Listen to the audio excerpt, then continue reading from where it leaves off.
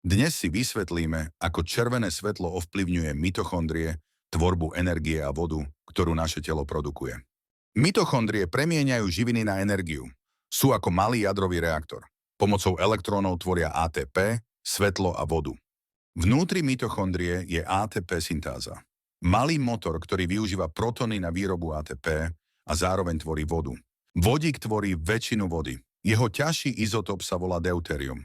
Keď ho je v bunke veľa, sťažuje to energetické procesy.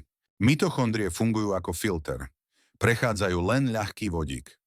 Tak vytvárajú vodu zbavenú deutéria, ktorá je ľahšia a lepšie hydratuje bunky.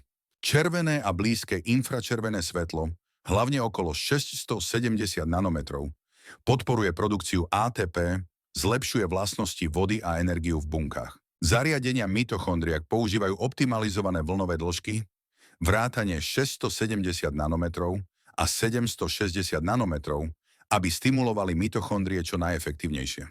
Mitochondria takto pomocou prechodu elektrónov generuje ATP, deutéria zbavenú vodu, a silu až 30 miliónov voltov na meter.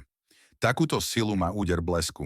Keď porozumieš svetlu, mitochondriám a vode, vyššia energia a lepšia hydratácia prídu prirodzene. Tak čo, chceš sa aj ty pridať medzi mitochondriakov a ovládnuť v sebe silu blesku? Viac na našej webovej stránke easylight.sk.